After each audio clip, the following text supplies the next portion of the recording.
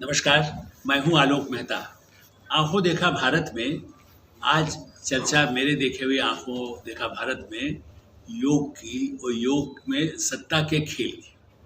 आजकल लोग बड़े चर्चा करते हैं हमारे स्वामी रामदेव जी को लेकर के कि भाई कितना बाबा रामदेव ने ये सत्ता बना ली, ये सत्ता मैंने अपना अपना अपना खुद खड़ा कर लिया, पतंजलि यहाँ पहुँच गया।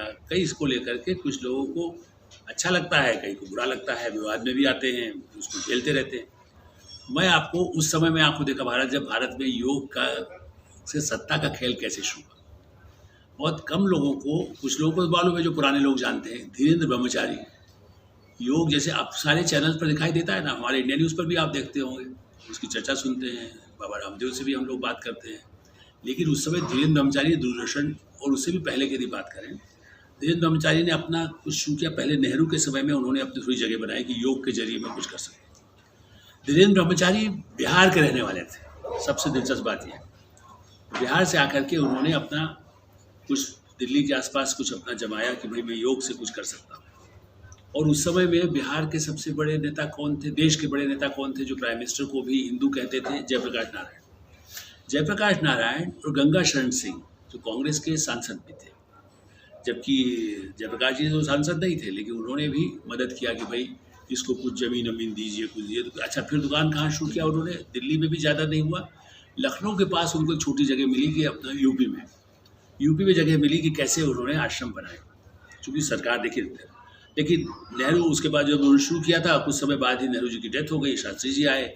उन दिनों में उनका कोई ज़्यादा प्रभाव नहीं जमा। लेकिन इंदिरा गांधी ने उस समय भी देखा था नेहरू का, तो वो नेहरू भी थोड़ा योग को विश्वास करते थे, लेकिन इंदिरा गांधी को तो और भी आवश्यकता महसूस होती थी कि भाई हमें योग, चूँकि उस समय पिता ने सीखा है तो हमें भी सीखना है। तो धीरेन्द्र ब्रह्मचारी बन गए गुरु किनके? इंदिरा गांधी के। और परिवार में आना जाना उनका हुआ।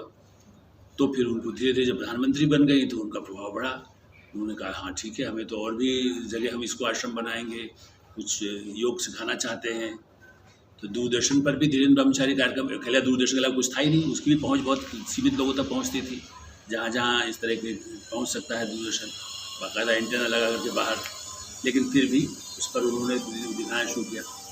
फिर दिल्ली, यूपी वगैरह में तो था, वहाँ ज़्यादा कुछ नहीं हो रहा था। दिल्ली में ही बड़ा गोल मार्केट के पास एक बड़ी महत्वपूर्ण जगह थी, बिल्कुल सेंटर में, पार्लियामेंट के पास।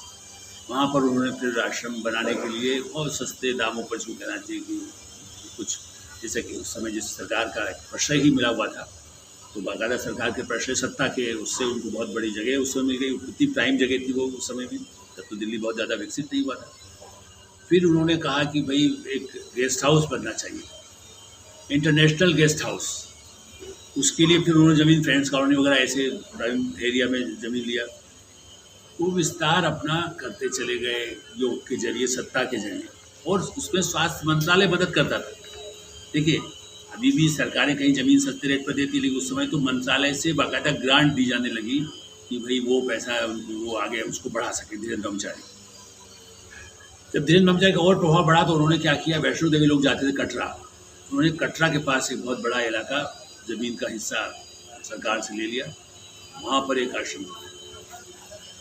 वहाँ कई तरह के, बाद में उन्होंने युवा युवती ये वो आने लगे, कुछ लोग रखे गए, कुछ ऐसे गंभीर विवाद महिलाओं को लेकर के सामने आने लगे, तब विवाद बढ़ा।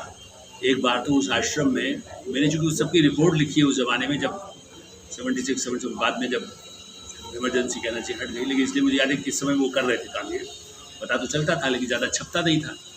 लेकिन तब वहीं के आदमी ने बताया कि किस तरह से वहाँ फिर एक गांव वालों ने बाकायदा हमला कर दिया कटरा के पास जो उनका आश्रम था। तो कहा कि भाई यहाँ पर ये गंदगी नहीं चलेगी।